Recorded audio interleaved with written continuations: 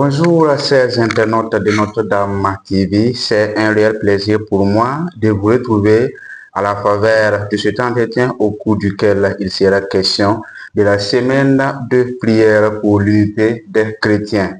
En effet, chaque année, du 18 au 25 janvier, dans l'Église universelle, c'est la semaine de prière pour l'unité des chrétiens.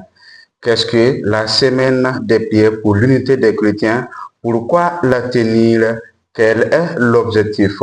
Voici entre autres les questions au cours de laquelle nous allons tenter de répondre avec l'abbé Franck Arnaud Bougma, vicaire de la paroisse Christ Roi de l'Univers de Bousma, et par ailleurs prêtre responsable de la commission en charge du dialogue interreligieux dans notre diocèse. Monsieur l'abbé, bonjour. Oui, bonjour. Alors, première question, qu'est-ce que c'est que la semaine de prière pour l'unité des chrétiens? Merci bien pour cette occasion que vous me donnez de m'exprimer par rapport à cette semaine de prière pour l'unité des chrétiens. Je peux dire que la semaine de prière pour l'unité des chrétiens est non seulement un événement œcuménique, c'est-à-dire désignant les efforts divers institutionnellement structurés soit-il pour redonner à la famille chrétienne divisée une unité profonde et visible, conforme à l'enseignement et à la volonté de Jésus et une réconciliation universelle accomplie par lui, mais aussi un événement annuel invitant toutes les confessions chrétiennes à prier ensemble pour cette unité voulue. Cette préoccupation répond à l'ardente prière de Jésus rapportée par l'évangéliste Saint Jean. Père, que tout soit un, afin que le monde croie que tu m'as envoyé. Jean 17, 21.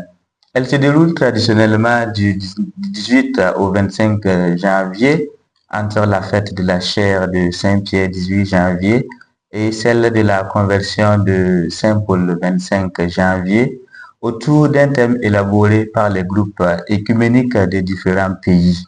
Le thème de l'année 2026 est tiré de Éphésiens 4.4 et est il y a un seul corps et un seul esprit, de même que votre vocation vous a appelé à une seule espérance. Voilà, il y a un seul corps et un seul esprit, de même que votre vocation vous a appelé à une seule espérance. La semaine trouve ses origines en 1908 avec l'octave pour l'unité de l'Église de Paul Watson, puis s'élargit en 1935 grâce à l'abbé Paul Couturier à Lyon, transformant l'initiative en un mouvement écuménique international pour l'unité de tous les baptisés, avec pour leitmotiv l'unité que Dieu voudra, l'unité que Dieu voudra. Préparée conjointement depuis 1968 par le Conseil écuménique des Églises et le Dicastère pour l'unité des chrétiens, elle rassemble aujourd'hui des confessions du monde entier. Voilà, c'est ce que je peux dire comme réponse à cette première question. Alors, merci beaucoup, monsieur l'abbé. Mais pour qu'une semaine de prière pour l'unité des chrétiens, il faut d'entrée de jeu souligner que la prière pour l'unité des chrétiens doit être faite quotidiennement. Voilà, elle doit être faite quotidiennement comme toute autre prière chrétienne catholique. Mais le fait de choisir une semaine pour cette prière a ses raisons d'être. Voilà, une semaine de prière pour focaliser l'attention des chrétiens sur cette prière combien importante. Une semaine pour attirer au plus haut degré l'attention de tous les chrétiens. Une semaine pour redoubler d'efforts dans la prière. C'est aussi le moment propice pour tous les chrétiens de comprendre la nécessité de témoigner de leur foi commune dans un monde divisé et de fournir un effort écuménique pour surmonter les schismes historiques et en se basant sur la volonté de Jésus d'avoir un seul corps et un seul esprit, comme le stipule bien sûr le thème de la semaine de prière de cette année. Il y a un seul corps et un seul esprit, de même que votre vocation vous a appelé à une seule espérance. Maintenant, qu'est-ce qu'il faut entendre par l'unité des chrétiens? D'accord. Par unité des chrétiens, je dirais qu'il faut entendre projet de réconciliation et de communion fondé sur une foi partagée en Jésus-Christ, visant ainsi à manifester l'amour de Dieu au monde. Il s'agit en fait d'une aspiration à la communion et à l'harmonie entre tous les croyants en Jésus-Christ, malgré les divisions historiques catholiques, orthodoxes, protestants. Elle ne signifie pas une uniformité, mais un rassemblement autour de leur foi commune, une recherche de reconnaissance mutuelle et un témoignage uni au monde, inspiré de la prière de Jésus-Christ, que tous soient un. Cette unité a un fondement théologique parce qu'elle est un don de Dieu, une réalité spirituelle qui unit les croyants en Christ au-delà des particularités de chaque Église. Elle est aussi un appel biblique. Cet appel vise une reconnaissance mutuelle, c'est-à-dire comprendre et respecter les traditions, les pratiques et les croyances des autres confessions. Une collaboration en fait, c'est-à-dire travailler en synergie d'action sur des missions communes comme le témoignage et à rapprocher les églises dans un processus spirituel, théologique et pratique pour surmonter les schismes historiques comme celui de 1054 entre l'Orient et l'Occident. Alors, Michel, avec une semaine de prière pour l'unité des chrétiens, que peut se faire dans la semaine comme animation? D'accord. Dans la semaine de prière pour l'unité des chrétiens, beaucoup de choses peuvent se faire comme animation. Voilà, au cours de cette semaine, des actions fortes peuvent être menées.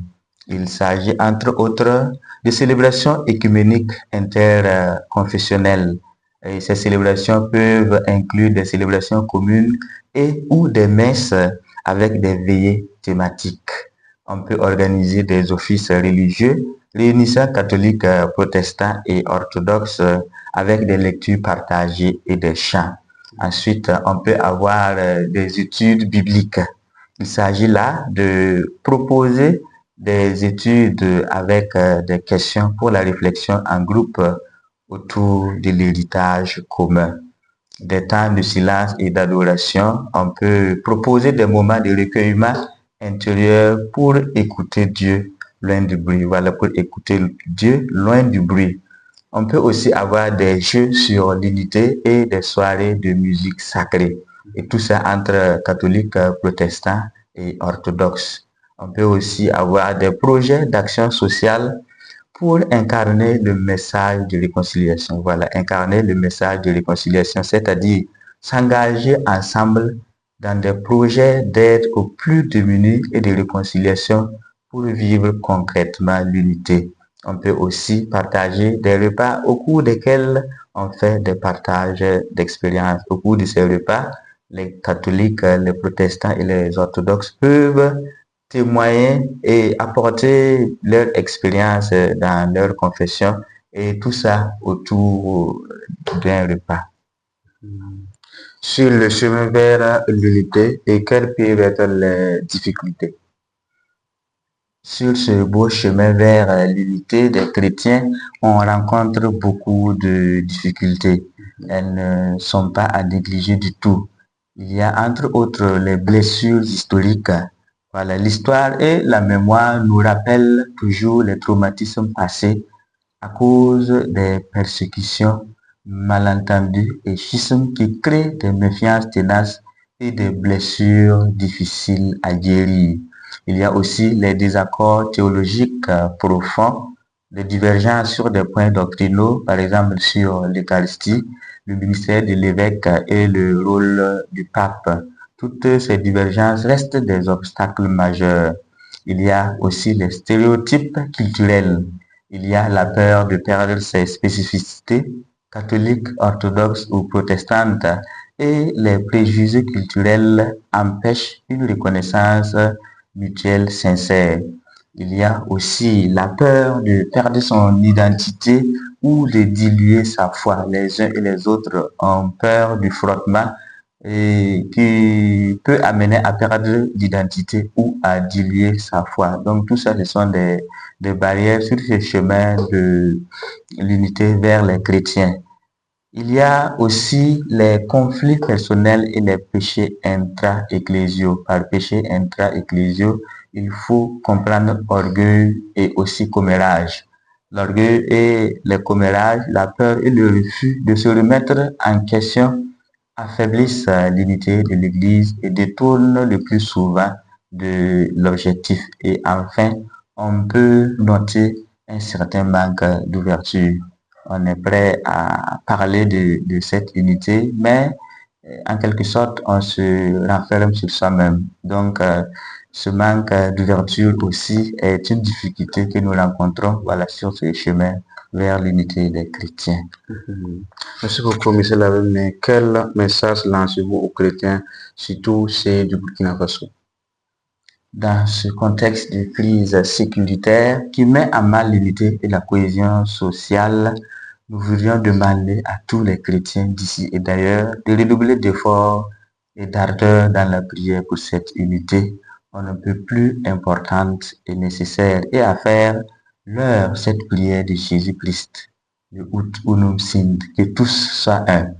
Puisque la situation de division actuelle dans l'Église contredit le dessein de Jésus et est scandale pour le monde, tous les chrétiens doivent aspirer avec sincérité, surtout sincérité, à cette unité afin de ne pas être en contradiction patente avec la volonté de Jésus, comme nous le recommande le décret du Concile Vatican II sur l'écuménisme, Unitatis Redintegratio, qui signifie restauration de l'unité. La naissance et la croissance du mouvement vers l'unité étant attribué à l'Esprit, il faut que chacun se laisse guider par cet Esprit Saint qui ne peut ni se tromper ni nous tromper. Le véritable chemin vers l'unité est fondé sur un esprit de rénovation et de conversion du cœur, une métanoia, un renouveau de l'âme, un renoncement à soi-même. Laissons alors l'Esprit Saint toucher nos cœurs et nous diriger vers cette unité. Alors, monsieur Lavé, nous tirons vers la fin de notre entretien. Quelles choses dont on n'a pas pu parler que vous voulez parler? Bon. Je ne vois pas trop quelque chose dont on n'a pas parlé que je voulais ajouter. Mais maintenant, votre dernier mot. D'accord.